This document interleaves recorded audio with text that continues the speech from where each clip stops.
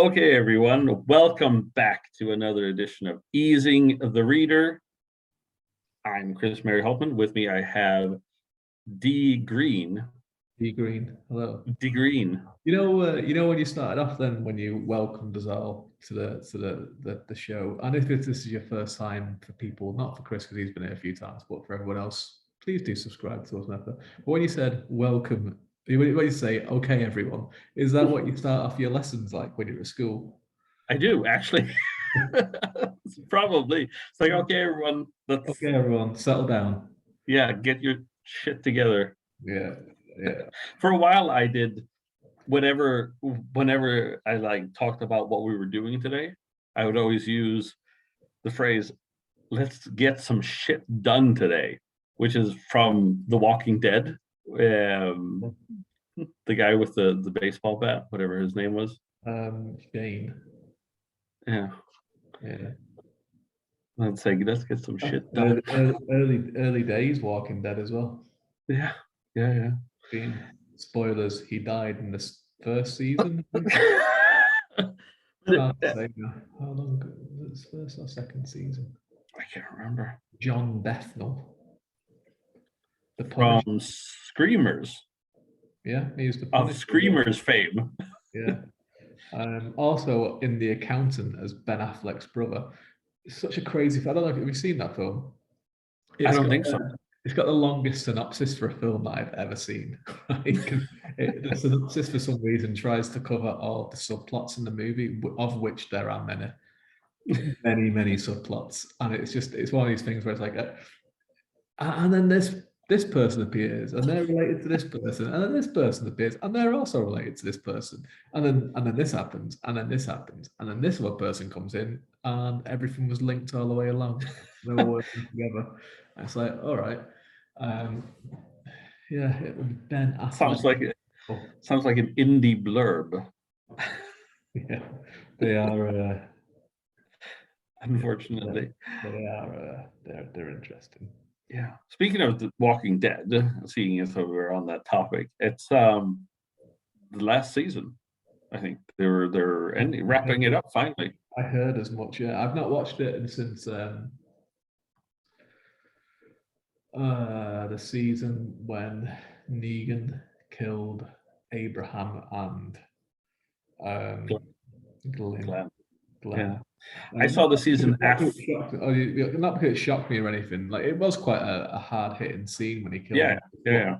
It kind of settled into this thing where it was like the first episode of the season was really good, and then nothing would happen until the mid-season, and then something would happen, and then nothing would happen until the end season finale. And it was doing that for like the last 3 seasons. Yeah, I get that, because it was. I mean, for me, that was the same with Game of Thrones. It would be a really good first episode in the season, and then really good last season or last episode of the season, and then the rest would be kind of like, I could, take it or leave it. Yeah. And I think I stopped watching Walking Dead after what they in the comic book called All Out War, which was basically when they brought Negan down. Yeah. Like, all these different places went together against Negan. And I think that was the last I saw of it. And then actually, I thought that Fear of the Walking Dead actually did more for the show, for the overall spectrum of the show, than Walking Dead ever did. Yeah, I keep seeing that advertised quite a lot at the moment, and it's got I can't remember the character's name, but one of the characters. Yeah, the guy with the bow staff, Donatello. Who was also in my brain has gone completely blank. Jericho, which I had a very soft spot for back in the day. I remember that. Yeah, it was really good. Jericho. It was good. I think it was 2 or 3 seasons. I think it got cancelled, and all the fans got together and sent nails to the TV company that were making it, because that's what they kind of used. Yeah. And they got so many, they were like, well, we'll bring it back. And it came back for one more season, and still nobody watched it. It was one of those things where they just didn't know what to do with it. And it was like, But it was good though. But there's some things in it. I remember watching it, and I obviously came to it after it had finished. And I think I found it on Netflix. It was one of those early Netflix days when when they were filling up the stuff because they didn't have the originals, and they did that thing what a lot of TV shows of the time did, where they didn't have a score. They'd fill up the background music with like contemporary music. Which is always, I think, is really it's really bad because it ages stuff. Because I started, this was like early 2000s, I think, and I was watching this maybe 2010, 2011, and it was like, who are those who's that Scottish band? They did Sting and Travis. I thought you were going to say like Proclaimers. No, that would have been. It was all 500 miles. Yeah, I wouldn't mind that. I think when you make something like that and you use like real music, it's either you just go into you don't use something, you use something from the past, right? Yeah. They just like, because like they were putting stuff like, all that kind of stuff like Travis, which the US office did the same thing as well, which only a couple of times. But like they were using like Travis and who is that Northern Irish band that did? I can't remember. But it was all that kind of same kind of stuff. Yeah.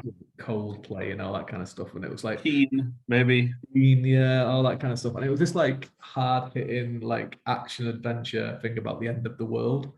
And then like all of a sudden like Keen come on, and it'd be like, come on lads. But then they stopped it after the first season, and they went a bit in a different direction. Anyway, I hope people are enjoying those from the mid 2000s onwards so far. Well, I think just on a final note on that, and usually this never ended up being the final note because then we'll go off on a tangent. Yeah. But it didn't Jericho. I want to say that Jericho kind of suffered from the same thing as like Alcatraz and Fast. Was it called Flash Forward or Fast Forward? Flash Forward, I think. It was like they were trying to find like the next Lost.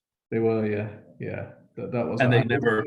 And it was while Lost was still on as well. Yeah, I know. The weird thing. But I really enjoyed Alcatraz, actually. Never watched that one. With Sam Neill. I never watched it. I know of it. I never watched Flash Forward either because I saw like the trailers for it and I was like, it's lost. But I'm lost before and it's still on, right? At least Jericho had that different thing about it. It had that kind of Stephen King kind of vibe to it. Yeah. But it's the same. I didn't like Fringe. That was trying to be like the next X-Files or something like that. And Fringe was good. I never really cared for Fringe. We talked about this in another group. I enjoyed Millennium a lot. Yeah, you did. Yeah, you did.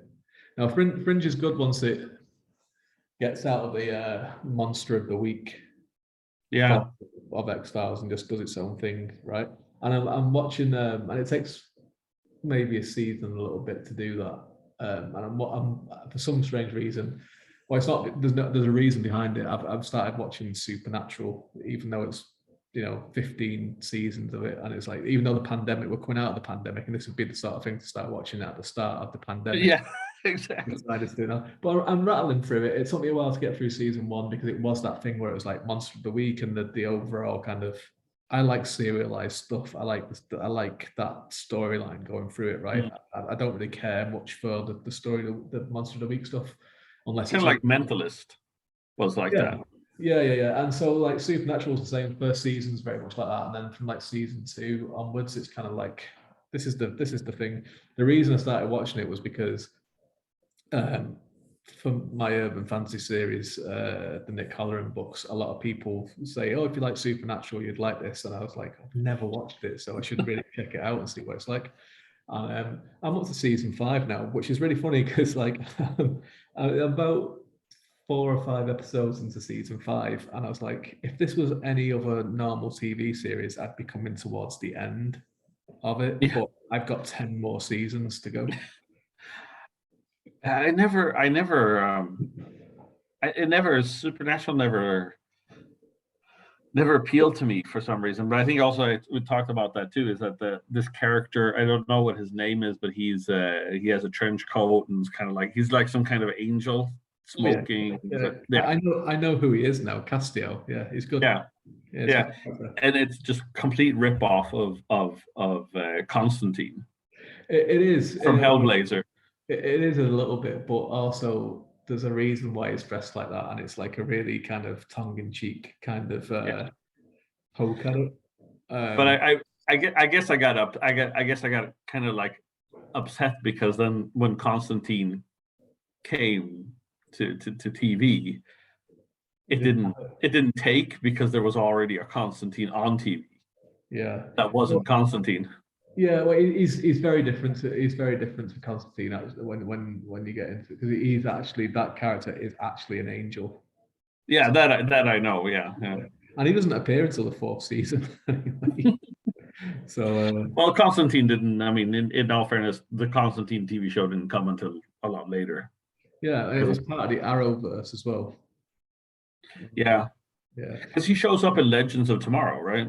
You know, that's what happened there, because like he was brought in Arrow and Legends of Tomorrow, and then he got his own series which kind of flopped, and then he went back into Legends of Tomorrow for a little bit. It's unfortunate because I think Constantine doesn't, a TV show like that, like a WB show, doesn't do Constantine justice. He needs something. He needs like an HBO. Yeah. People just wanted Keanu Reeves back again. And he wasn't even like he wasn't a great Constantine. He was good in that film, but that film is very much not like, it's nothing like the original. No. Novels at all. Like, you know, the CW Constantine is more like, yes, exactly, the Hellblazer ones, but like the tone of it isn't right for it. But anyway, we digress. As we said, we're going to talk about 8 chapters of Shadow Rising goodness. We're taking us from leave takings 1, 2, 3, Deceptions, 4, Deceptions. 5, 6, 7, 8 Deceptions. Yeah, Deceptions. Sorry, to Beyond the Stone or Out of the Stone then. Well, just count from 8 from Deceptions. Yeah, 1, 2, 3, 4, 5, 6, 7, 8. Why do you hate Deceptions? Like, you wanted to skip it last week. You didn't want to. No, I don't know, because in these chapters, it's actually probably one of the better ones, or I mean, the one that actually has more things that are going on. I mean, as I said before, I am enjoying Shadow Rising. This couple of chapters is just very much feels like a traveling point to, like, all of a sudden we're in almost like eye of the world territory, with like a lot of info dumping. It is, and it's setting people up to, you know, Robert Jordan, the way that he writes is that in the previous 8 chapters that we read, it was like, okay, people are about to go their separate ways. This is where we're going. And instead of him just letting them go on their separate ways, we have to have another little bit where it's like they're going on the separate way.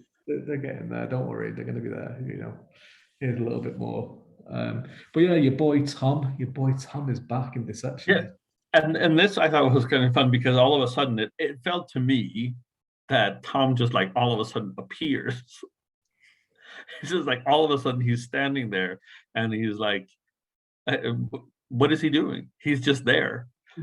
He's loving life. He's well into the Dace de Mer again. He is sending letters, telling people that they know about their wives or whatever it is. And all this kind of stuff. But he does just appear because in the Dragon Reborn, he is in the Tyrion Wisdom's house sick. And then they just carted him over here at some point.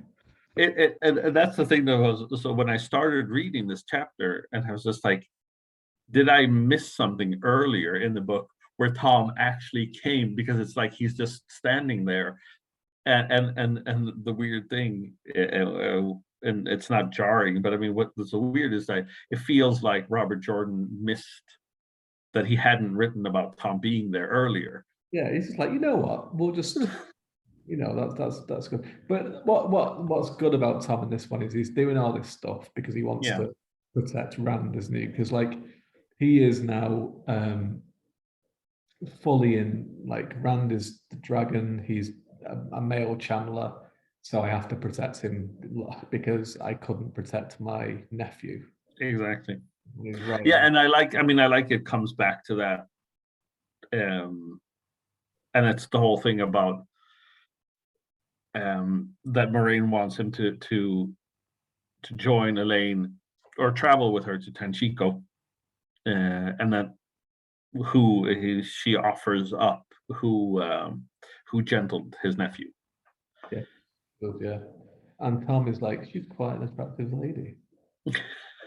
And she's kind of like, look, I know that you're a court bard.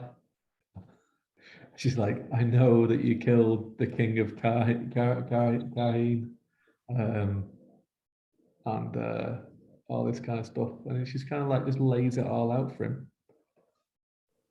And that's what I mean, because what I really liked about this chapter was that I think we got a lot more, and not in an info dumpy way because that comes later. We get background of Moraine, and we get background on Tom in a different way. We get a different depth to it, and I like that. I like this whole Got quite a part good, of the world building. yeah, they've got quite a good dynamic together because they're Yeah, both similar characters as well. yeah. A lot of And ways. then, I think that I was not taken aback, but I felt like this was something that I had like missed in the earlier books. That Mm. kind of like, and which they did well in the TV show. I think this kind of like dropping of hints of what has happened before, just through the dialogue, just through like a minimal dialogue. Yeah, like what the thing that's different about this section of this bit is it's one of the few times in the book so far where it's a set of adults talking to each other, Yeah, because previous to that it's always either like Rand or Perrin or Egwene talking to an adult yeah, who know more than they do and all this. And it's the first time where it's like a meeting of minds where it's kind of like, she's nice to die, but he's a court bard. Sounds like a really like intro to like a saucy nice guy. He's a court bard. But like, they've both been around. They're both, he's obviously older and she's older. She doesn't look as old as what she actually yeah, is. yeah, Probably about the same age as each other. They're both been in a noble background and everything. So it's a real kind of meeting of minds. And it's like, this is the way that it is. We'll talk. There's no need to beat around the bush. yeah. No, and as I said, I like that. I like that kind of like almost like one-upmanship that they had between. I mean, I know this about you. Yeah, well, I know this about you. Yeah. And that's where the TV show kind of, it works in the favor a little bit, where how the fact they have aged them up slightly, Yeah, not as kind of gullible and as naive that the Emmonsfield Five. So it's, there is still that gap in experience of the wider world, which you'd expect, but it's not like, oh my god, there's a woman over there who is like, I can't talk to them, right? There's none of that kind of stuff. They actually function like real adults that have had experiences of their own. yeah. And then speaking of the opposite of that, when we have Gawain and Min that are talking to each other, they don't have that dynamic at all. Yeah. Well, Gowan is like, you're Gowan is one of. I mean, I'll be interested to see what you think of him, because John, who comes on quite a lot from WoT, he loves Gowan, but he is, Yeah. alongside Fail, he is probably the least popular character in the whole of the Wheel of Time. Well, Yeah, we'll the only see. thing that happens in this bit is she sees Logain, and he has this flaring halo around his. Yeah. Yeah, there's quite a long, like a long bit about with Min and her thoughts and ideas, and this conversation with Gawain trying to, they're trying to discuss. They're discussing Galad and him joining the White Cloaks, Yes. And then she's undercover as well.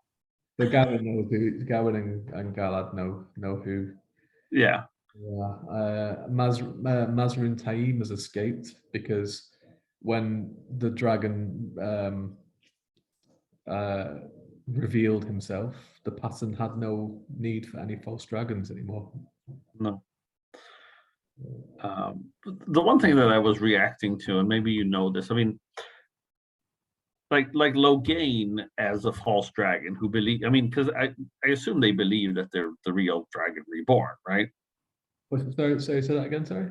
Like Logain, who is a false dragon, he believes that he's the dragon reborn, right? At least when he's, or does he know that he's a false dragon? When he's in the moment, he thinks he's the dragon reborn, yeah. But then when Yeah. he's defeated and gentled, he probably realizes that he's not. That I figured, but I mean, he realizes. Yeah, I can't really say because there's it's not really a retcon because you see it happen in the moment.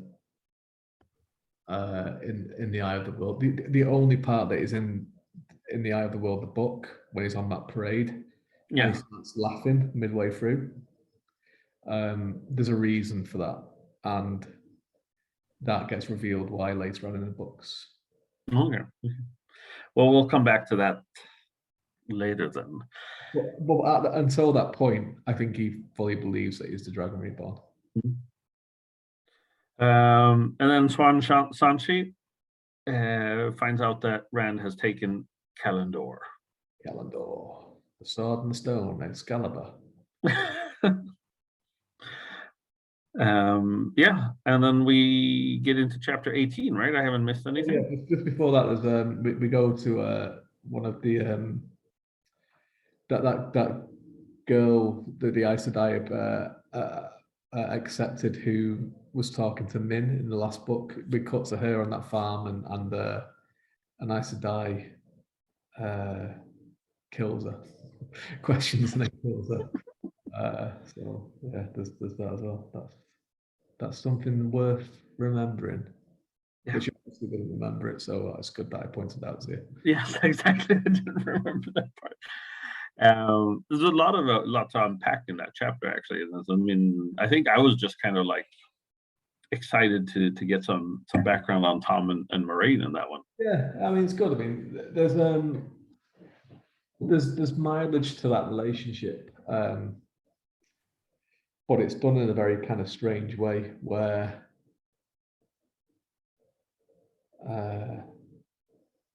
yeah, I can't really say why, but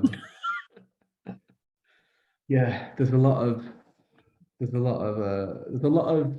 discussion about Tom and Moraine. Okay. Let's say that, which could still happen in the TV show as well, but it might not. I actually think that it might kill Tom off in season 2 of the TV show. Really? Yeah. We never discussed the fact that they got a season 3. Well, it's not been officially confirmed yet. It hasn't. No, it's just there's like any time that so it obviously is, right. It's obviously just not been announced because every time somewhere like Deadline or the Hollywood Reporter or Variety are reporting on something to do with the Wheel of Time, they keep mentioning the 3rd season's confirmed, and then they go back and delete that bit or reword it because it hasn't been announced yet. But they are obviously a trade report, so they will get the word. Yeah. They work off press releases or inside. They're like, this is the way it is, right? All casting stuff is announced through them. Like if they say that someone's in discussions for something, they're in discussions for it because they've been told by the people involved, right? So they know.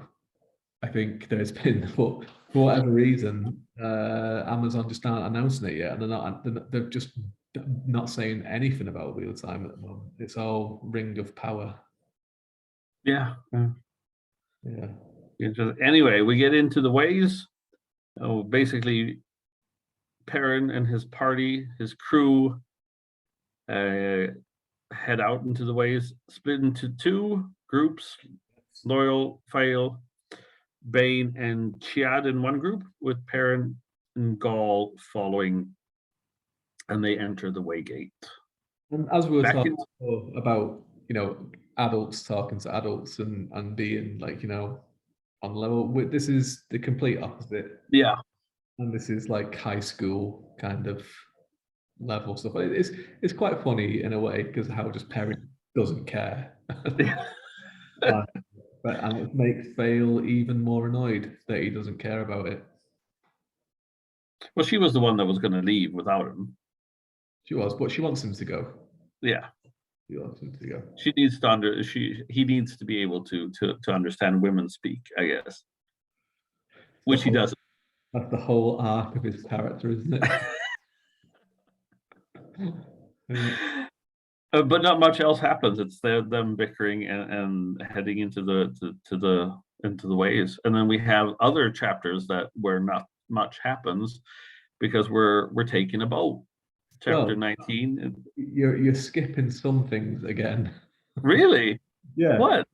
There's something this is the thing where Robert Jordan starts doing his little things with time again, where all these next chapters are all happening at the exact same time. Yeah. Because a big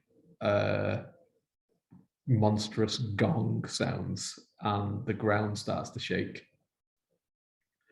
And this happens in every chapter in the next few bits. But yeah, that's literally all that happens. That happens, and they all run into the way gate. But the other thing to note on that as well is that the last time they tried to use the ways,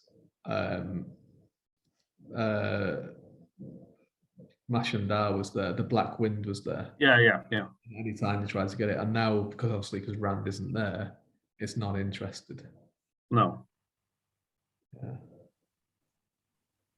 So it can sense Rand. It was sensing more than anything else. It was sensing Rand's presence. Are we going to find out more of what that is in the later? A little bit. It's not going to be like the black smoke from Lost. No, it's nothing like that. Yeah, we know this already. I'm just trying to think what we already know. So the ways were created by male channelers after the breaking of the world, and they were gifted to the. So when they were all going mad and breaking the world, some Olgiers took them into the steadings, and it cut them off from the one power, and it stopped the madness. So some of them stayed there for a little while, but couldn't cope with not having the power, even though it was driving them mad. Others stayed there for years and years, right? And obviously, some of the Olgier were all like kind of separated as well. And some people say that sustained and prolonged the breaking of the world, but also, and that was bad. But some other people were like, well, it gave us some time to recover instead of all these men just descending. Yeah.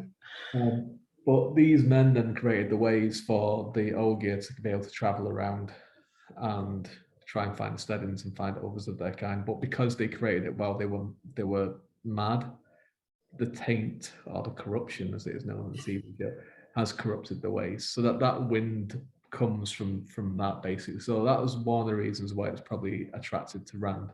Okay. There is another thing as well. There's a whole. So obviously you have like the one power, and you have like light and dark and what have you, but then you have like the thing that Padan Thane represents, and this is this third thing, which is kind of if the dark one is chaos and the light is order, I suppose. The third thing that is Padan Thane then is just the wild card basically, and so that's like the stuff that's in Shadar Logoth and the Black Wind and everything. He represents all that kind of thing, and it does tie into everything else in quite a major way as the series progresses. Until it doesn't. Well, it's time for a boat ride. Chapter 19 and 20, I would say, is basically a description of the sea folk. Sea folk. Well, we get to know a new culture, and also are searching for Rand, and he's called the Coromor. and as Robert Jordan is want to do, there's quite a bit of info dumping going on here, which was, which was fine. I mean, it hadn't really happened in that way for a long time, but I did feel like these kind of like, it became like it had been quite of an easy read up until this point, and then it kind of trudged on because it just felt that there wasn't really any progression. What do you think about the Sea Folk and their Robert Jordan's deciding to be like, well, all the women just walk around topless when? Yeah. What? Well, you did warn me that was going to happen. It's not the only one. That's to be honest with you, this is the one that I usually forget about. I usually forget about the Sea Folk whenever I there's more of that from other places to come, but I forget about the Sea Folk in general. But yeah, how do you feel about that? Not much. It felt a little bit like an 80s movie, like how in the 80s comedy shows like Police Academy or whatever, there will always be like some topless scene. I didn't really know what, but I mean, because I was writing something like that myself today, where people were just a culture, they were just like naked, and why not? I mean, there has to be cultures like that too, or I don't know. I mean, it signifies some kind of like liberation from like the general how you're supposed to act and supposed to be. Yeah, I suppose so. I don't know. I just always kind of it's one of the only kind of aspects of Wheel of Time's culture building that doesn't sit completely right with me. With the whole, just how the sea folk are. Well, it'll be interesting to see how you think about it as you read on and get to know them a little bit more. But yeah, I don't know. It doesn't. They don't quite sit right with me with a lot of the ways they are. The interesting thing about them, though, it's obviously we've seen it with the Sean Chan, but this is another culture, and we've seen it with the Aiel as well. But this is another culture that has very strong channelers in them. Because we get to that in the chapter following when the wind finder is channeling and Elaine catches them. Catch them, yeah. And that's why they didn't want to take. That's why they didn't want to take the Aes Sedai in the first place. They avoid Aes Sedai altogether. They don't trust them, and now we know why. It's because they're the most powerful people in their culture, the most useful people in the culture are channelers, and very strong channelers as well. Yeah. And I have to say, before that, we learn that Tom and Julian join Nynaeve and Elaine on the ship. They tag along. They rock up, don't they? Yeah. And Julian's, I mean, he's also like a character that kind of just like, he doesn't quite pop up. I mean, but it's like you I'd forgotten about him, and he's like there too. Yeah, he's just there. He's just there. His mates with Tom. Bit of weirdness between Tom and Elaine as well. Don't know what all that's about. But yeah, mainly this is yeah, and obviously there's the bell sounding and the everything gets knocked around a little bit. The ship is okay, thankfully, so they can get off to Tanchico. But yeah, Lan was the one. Lan told Julian to go to look after Nynaeve. Moraine told Tom to go to look after Elaine. And Nynaeve's like, well, you can come as long as they obey what she says. Yes, exactly. They promised it. She makes them promise to obey. Yeah. And then at the same time, as you said, all of these, basically all the following chapters. Why is this bell gonging, and why is what's going on? Obviously, it left no impression on you because you didn't. No, it didn't, because I didn't. I completely ignored those parts. Well, that's what he's trying to do in this chapter. Is like, I'm going to put some tension in it by having this thing happen, and people are gonna be like, what is this thing? What's causing it? Like, what's causing it? And you're just like, don't care. No. Yeah, I don't know why it didn't register with me. Because the following chapter is Rand. Yes, into the heart. Yes, into the heart, and Rand says that he's going to send armies to Carrion to escort grain, as you do. Yeah, he's a nice You guy. don't want that grain to get stolen or eaten. And then he puts Calendar back in the stone. He doesn't put it back in the stone. He Well, drives it into the stone. yes. It's not like he places it there. Like, so I'm just gonna put it. No, he inserts it back into the stone. Yeah. And then he says he's going to, I don't know how to pronounce, I try to pronounce Rudian. Rudian is what I call it. Rudian. But he also he's learning in this bit as well. He's learning how to be a lord, because before he tries it, before he slams it back into the heart. Yeah. He pulls up a load of the nobles on all the plots that they're doing, and kind of be like, listen, I know that you're doing these things, like, bloody stop it. It shows his learning, but also shows his naivety as well. Because Yeah. listen, no interest in playing this game that you're all playing. So he tells the nobles to move the grain to Caerhine, and then the other grain they're going to sell it to Ilion, who they're usually always at war with, and they're all not happy about this. So yeah, he drives the Calendar into the stone, and that's what causes the big gong and the shaking and everything like that. Then he also puts a trap around it as well. Yeah, a ward, or something like that. Is what they call it, right? Yeah, Yeah. And then he's going to go to the bloody Aiel Waste, isn't it? Yeah. He can't wait. What's he going to do then? Well, he's going to do a lot of stuff. Let me tell you. Let me tell you. Well, that was into the heart, and then out of the stone, where we see. Well, he sneaks out, doesn't he? He sneaks out of the place. Yeah, and he meets up with Egwene, Moraine, Lan, and Dail. And Matt. And Matt, yeah, because Matt isn't this where Matt is like, he's like all grumpy with his like hands in his pocket, and he looks all disheveled. Yeah. He is, because whatever happened when he went to see the through the red doorway. Yeah. They were like, you have to.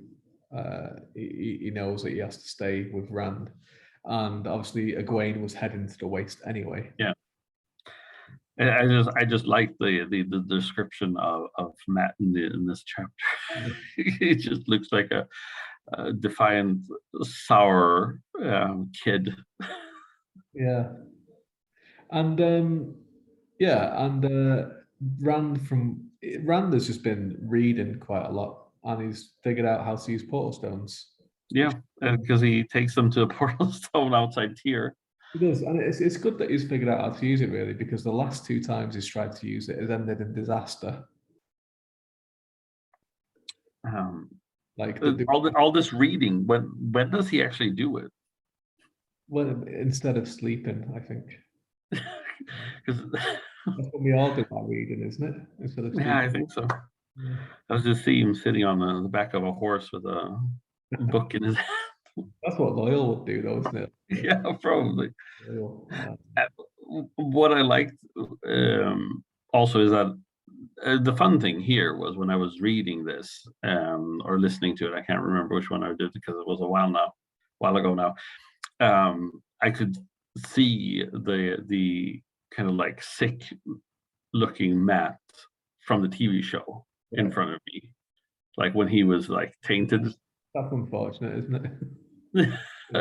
Different. But it was kind of fun because I could like attach an imagery to it.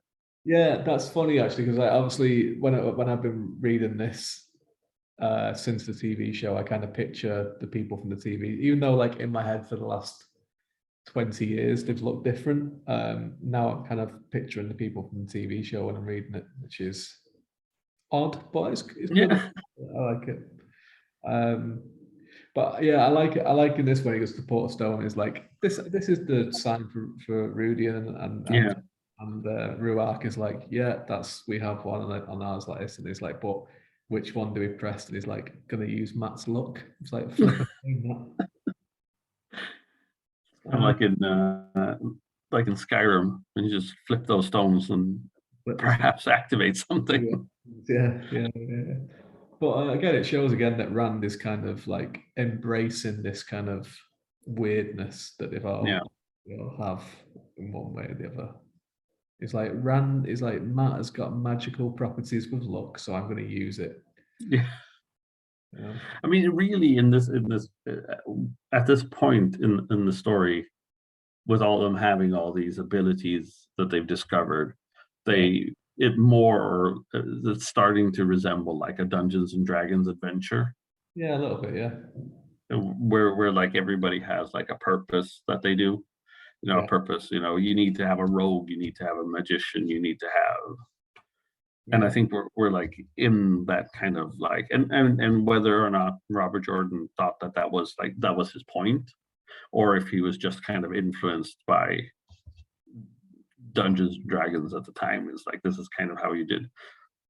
Yeah. Because obviously, and we talked about that before, if you look at like that kind of like late 80s, early 90s fantasy, that's basically what you did. You had a company like Weiss and Hickman, and Jordan doesn't do that to begin with. They're all kind of like basically on the same level, where we're supposed to guess who the dragon is, but we don't really have to. And then now they're kind of getting into their own zone where it's like everybody serves a purpose. Yeah, they do.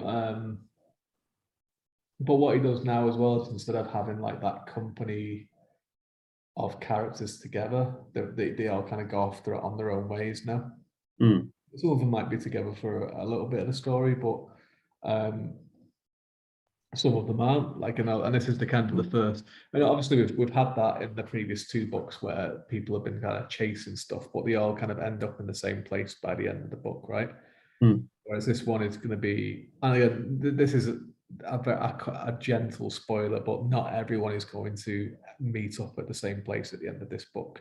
Like Perrin has his storyline now, and I think the story so far in this has kind of tried to point that out. It's like Rand doesn't need Perrin at the moment, so Perrin's going off to have his own story, and he does, and it's completely separate. And there's a few things that will tie into the general overall story of the Wheel of Time and everything, but it's specifically his own story now from that point onwards, and the rest of them go off and have their own story. Yeah, which is, and then there's a few other like kind of subplots that happen like in the rest of them. Like Min has a very kind of strong storyline throughout this book with big things in it that again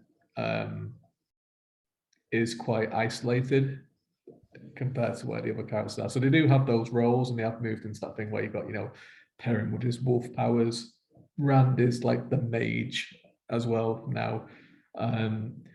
Matt is the rogue with his like whatever, like what is going on and everything, but they all do go off and become heroes of their own storylines. Which is obviously a different take than your garden variety fantasy at that time, where they will always stay together. Yeah, they'd always play together, and they'd come up against like some kind of.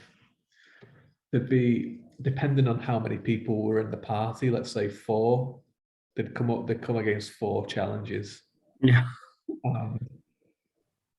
Each one would be overcome by one of the party, right, with their special ability. Yeah.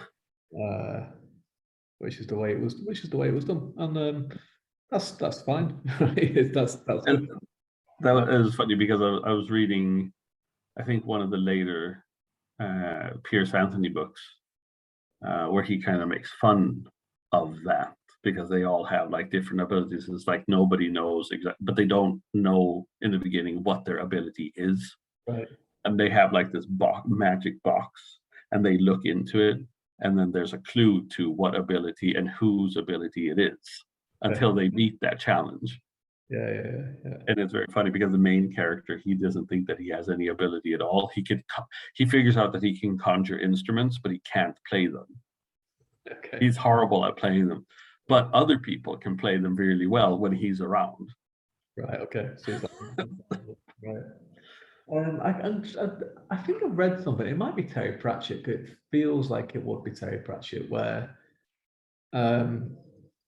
it's that kind of setup. The company, and they leave one of them behind who has a special skill. Like, this skill is useless, and they come across the thing where it's like, this is the skill they needed to get it, and they can't.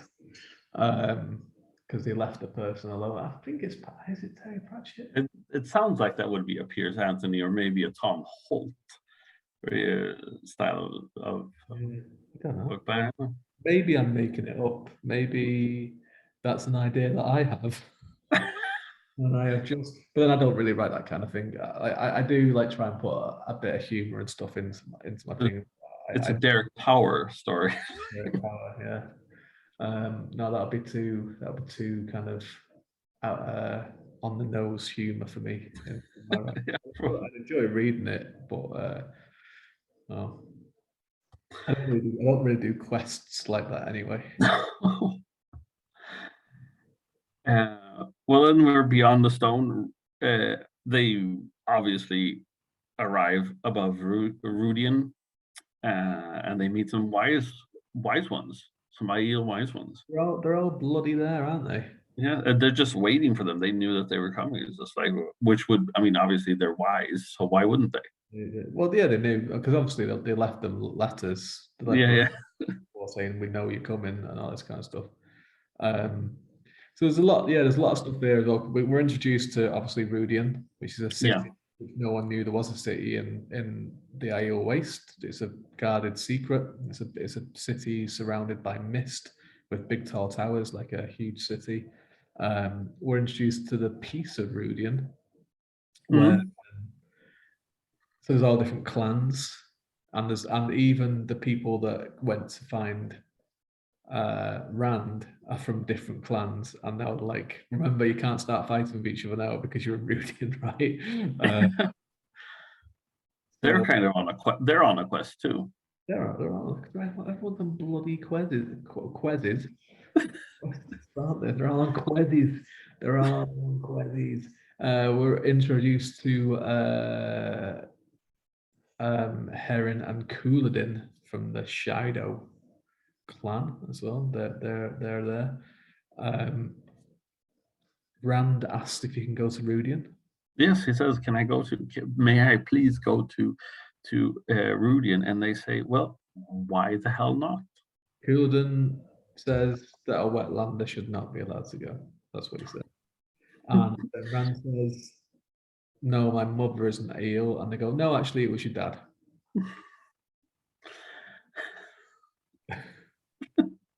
Yeah. Have you figured out who Rand's mother is yet? Then now you know this. Now, because that is true. That is true what they said. Yeah. So his mother is not, and even though you saw her in the TV show, and even his mother was fighting a part of the Aiel. She wasn't born an Aiel, so this is also true in the TV show and everything. Have you figured out? So it's true. So like his dad was the actual born Aiel. Yeah. No, I haven't given it much thought actually. There's quite a lot of hints in this book actually, and there's a bit. It's one of the things that in Perrin's storyline, there's a few hints in that as to Rand's origins as well. Is it Fail? No, Frank. Matt wants to go through Rudian. Yeah, he wants to join, obviously, because of what he has seen. He needs to be close to Rand. they don't want to let him go, but Ram's like, yes, he's going. Yeah, he's my Yeah. and Avienda and Moraine also want to go down. They all bloody. They want to go to Rudian. That's Oh, where it happens. yeah. Um, yeah, and the women have to go naked. What? They do. Did you not? Did you not? Did you not know that bit? Oh, actually, no. Actually, we've not. We've not. Oh no, no. We do it. It happens at the end of this chapter. So Moraine goes and she did, and Abienda, and they have to take all the clothes off before they go. I The I men, no I I'll have to say this. I didn't put that in my notes, but that it has been a while since I read these because I figured that we were going to do this a while Rand, back.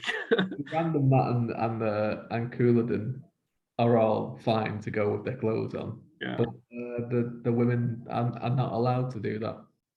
But it kind of ties in as well with the Aes Sedai um, test to become yeah, accepted, and then they have to do that, and then the sea folk, we're naked, the men or aren't naked, but the women are, and it's like it's one of these kind of things where it's like it's fine for like you said before, it's fine for one culture to do it, I think. yeah. But every single one, it's like one of those things where it's kind of like I'm not too sure about this.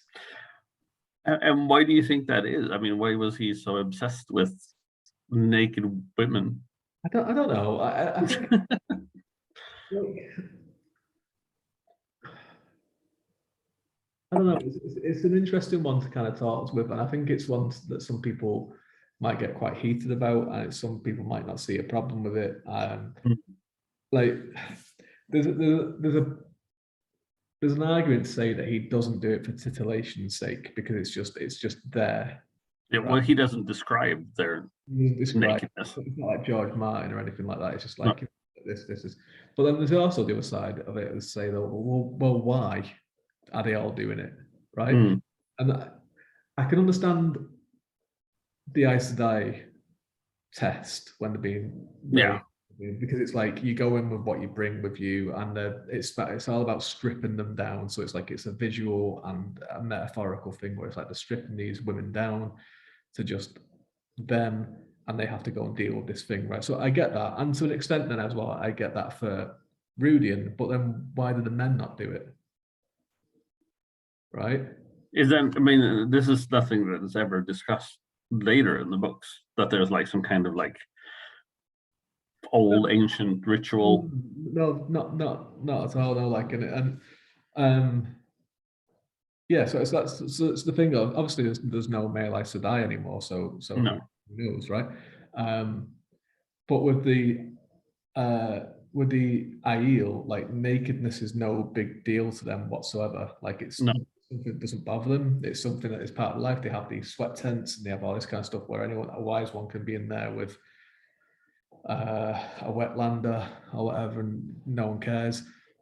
But then it's just I just don't understand this kind of like line where it's like, well, the men can go to Rudy and wearing the clothes, the women can't. Right? no. I mean, that is weird. I mean, and when you have to look at maybe like the times in a way, because my wife can comment on that quite a bit if you look at like movies that are older, and I mean, you can often see a completely nude woman, but you very rarely see a completely nude man. Yeah, yeah, exactly. Yeah, and I think that's probably one of the things as well. It is that kind of late 80s, early 90s thing where it's like, well, the women are going to get naked and then the men aren't, right?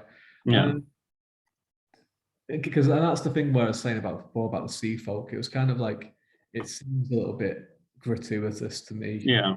because again, it's like the men don't do it, but the women do, right? And I don't know, like it's one of those things where I don't know if he ever spoke about it or anything or why or anything he was doing it. Um, but yeah, I can. Yeah, I don't know. I'd like to know what people that are listening and watching. I'd like to know your thoughts on it. And you might think that I'm wrong and think that it's all completely fine. And let me say, it's like it's completely different to Game of Thrones. It's different to even The Witcher and other things like that. It's not like Robert Jordan doesn't go into like great detail describing everything about No, it. there, right? But I just don't know why it crops up so much. It's a theme, running theme. Yeah. But the other interesting thing of this bit as well is that when Moraine starts talking about the letter that she received from the wise ones, and if she they're like, if Rand didn't come, then he would have died, and so would the ale. If Moraine had not come, then Rand would die. Land didn't come, then Moraine would die. And then she starts to say that what would happen if Moraine didn't go through the rings, but then she realizes that that hasn't been mentioned yet. So that's when Moraine just decides to go and strip off and fall out of the end. It's like you make a compelling argument. Just get naked. That's the thing, right? We do see Coulden go there at this point as well, don't we? If not, spoiler, Coulden goes as well. I can't remember if he actually goes there or not, but obviously Rand goes and Matt goes and Coulden goes, and they're all just, this is what I mean. It's just like, what is it that's different? And maybe there is, maybe there is an in-world reason for it. Like maybe there is a law, but why is there that law? Why is that law across the board, right? And it just that's what I mean. It just seems a little bit, yeah. I get that. Make them naked, make them all fucking naked, right? It would have been best. What do you think in the TV show? Will they all get naked, or nobody gets naked? You see, right. I understand the metaphor of it, and I think for the Aes Sedai thing, I think it is needed in a way, because it is that kind of like, we're trying to just break these women to see if they will break, right? And there's ways of doing that without going Game of Thrones about it, right? Yeah. Certain angles and what have you. And we've seen in season 1 where there was the scene in the bathhouse where in the background it wasn't focused on, it was just there, right? Which is going to be, they're going to have to do that with some of the ale scenes, because if they do that with the sweat tents and everything, they can't be like filming everyone just be sat like this. So I think that for the ale ones that they should do it. For the Aes Sedai ones, they should do it as it is. Because I think there is a specific reason for it, and it can be done in a certain way.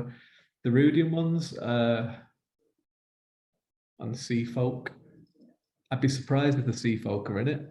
Yeah, it seems like they're not. And if they are, I doubt that they'll just have the women walking around topless and then not. And again, I don't know about the Rudian one, because again, I think that the mirror of them doing the same thing with the wise ones and the Aes Sedai is good. Where it's like, that even though they don't have any contact, and the Aiel try to pretend that the Aes Sedai don't exist to an extent, right? And all this kind of thing. It's interesting how they have the same tradition, I suppose. But then it's like, well, why did they not do it to the men? So I think that if they're going to keep it the way it is with the Aes Sedai, then they have to do with the Aiel, but then they would have to do it with the men as well, I think. Let's do it. Everybody naked. And the chapter ends with Egwene training as a dreamer. Yeah.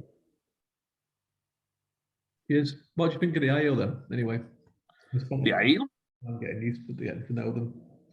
Well, I mean, I think, I mean, what can I mean, I think there's something that I like. I kind of like that culture, because like similar to something that I myself have kind of toyed with and created these kind of and I like it. I'm interested to see where we go from here with them. Let's say, I don't know. Let us read on, and I will give you a better Well, you know, I'm kind of like they're quite important to the it's series. similar with the Aes Sedai. What? They're quite important to the series, and it's Yeah. interesting that, I was doing a thing before Christmas. It was a live stream thing that Matt from the Dusty Wheel invited me on, and it was like about Robert Jordan's notes, and it was like if people donate, it was for charity. If people donated a certain amount, they'd keep revealing more from his notes, and we'd talk about it. And it was a lot of it was from his early notes about when he was coming up with the main storyline, and the Ale were there from very early on, before a lot of the other stuff. So they're really key to the whole world and everything. And the next few chapters are really good ones, and really kind of delve into the lore of the Wheel of Time as well. Good, yeah, no, because I mean, it after the sea folk and the sailing, it really did start picking up again. I would say. So, and that's it. Next time we're going to talk about what Rand and Matt found in Rudian. Very interesting. Some of my favorite sequences from the whole of the Wheel of Time, and I Really? dare say most people's some of the favorite sequences. No boats are sailing. Really? Then that's good. It's yeah. If you're not a fan of the boat and sailing bits and the Elaine Nynaeve dynamic, then strap yourself in, because this is on for a number of books. Really? Yeah. Jeez. So there's something happening, right? Yeah. Like, I get that. So in the first book, they were talking about how winter is stretched, and it's like, you know, it's a bit cold than it should be, and the crops are failing, whatever. And then it's gone the opposite. Since then, it's gone the opposite way, to the point where I think it's been mentioned quite a lot in this, where people are like, it's really hot all the time. Right? So there's something going on with the weather now. This goes on for a long time. God, warning you. Okay, it's Yeah. and you're gonna like it or you're not. Yeah. Well, I mean, Robert Jordan has been known to drag stuff on for a bit. This is the first time that it happens in this book, in this series. This is the start of it, where it's something that's like a plot line, and it just keeps on going. And it just keeps going and going and going for a long time. So it's the start. It's the start of that. Well, I don't know if I look forward to it, but it'll be fun to talk about, I guess. Some good bits in it. There is some good bits in. There's some nice like Black Jar stuff, and there's some other things, but there's also a traveling circus that goes on for way longer than it should. As with any traveling circus, I would say. Yeah. Yeah. Well, David, do you have anything going on? Right now, I'm Well, apart from this, I mean, you got anything to sell? Any shilling you're doing? anything to sell. Do I have anything? Let's see. Do I have anything? No, I don't. I'm just about probably.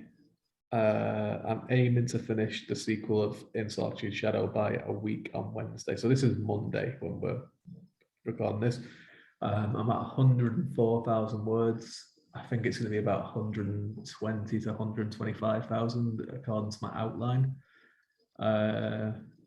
which I aim to do in the next week, 10 days, maybe 9 days. So yeah, because I need to finish it. Basically, it's out in June. Yeah, then you need to finish it. I need to finish it, and I'm at the point where it's like I need to finish this now, because it's taking me a little bit longer than what I wanted it to. But that's just because it's a bit more it's more complex than the first one. It's obviously it's bigger. It's going to end up being almost nearly double the size.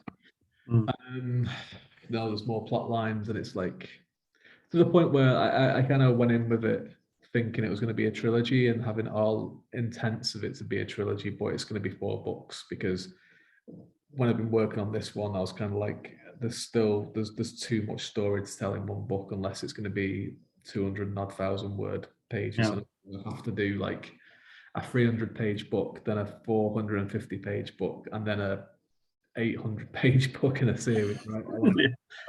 Kind of keep them similar enough kind of sizes.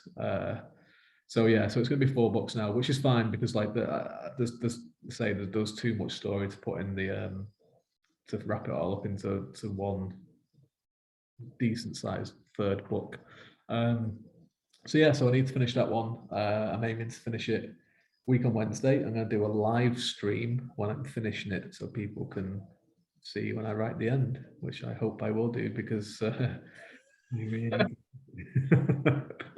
and then just to unveil a little bit behind the scenes of what happens. Then it's you finish the book, you send it off to. So I have some beta readers reading it as I write it, so I'll kind of like do a section, send it off, write the next. They're looking at that, and then go back and do it. So I kind of work on multiple drafts at the same time. So when I finish something, it's not a first draft; it's kind of 2nd or 3rd draft already. Yeah. Done it. That'll go off to the publisher. She'll read it.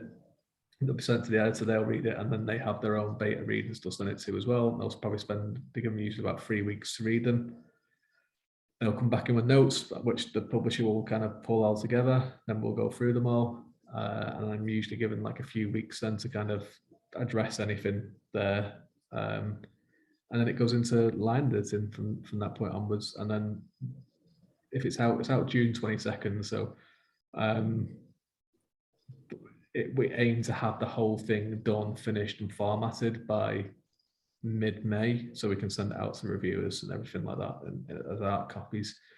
At least a month in advance, to give them the month to read it, and hopefully get some reviews and get some buzz for it and everything like that. And by that point, I will have written my next book, which won't be in this series. It'll be the next Nick Halloran book. I'm going to do 2 of those on the bounce, because I want to try and release 2 of them in quick succession this year.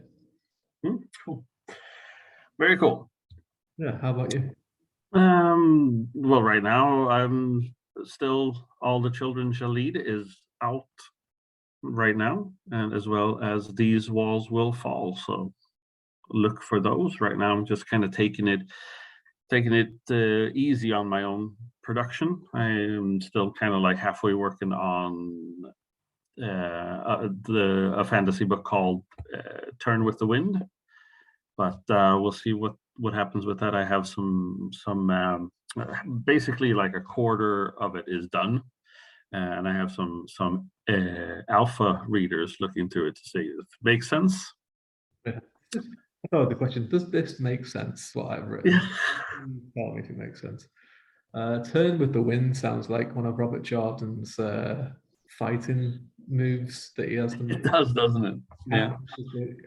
Cat crosses the courtyard. Turn with the wind. No, there's a lot of turning with the wind. It's all about sailing.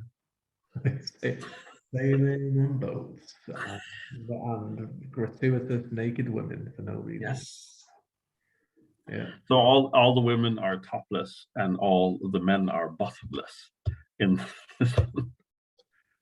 What an interesting sight that would be. I thought you were going to say all the women are topless and all the men are wearing too many clothes. They're like wearing extra clothes to make up for it. Well, anyway, thank you everybody for tuning in. As we said, like, subscribe, write a review, leave a comment. Write a review. Especially if you enjoyed our trip down early 2000 TV shows. Yeah, mid-2000 TV. That's where it was all at. And let us know what you think about Nudity Gate as well. We were very Yeah, interested exactly. about that. Nude gate. Leave a review about Robert Jordan's use of nudity in the Wheel of Time. And also, which was your favorite 2000 Lost spin-off? Or It's my favorite mid-2000s TV show. Yeah, by far. I love it. I love the ending as well. So you know what? Fuck you. there we go. Well, David, what do we usually say? It wasn't my favorite. Battlestar Galactica remake was my favorite mid-2000s. Okay. And then the US Office as well. That'll be my top three. We'll leave it there with that. Okay. Well, what do we usually say? Till next turn of the wheel. Exactly.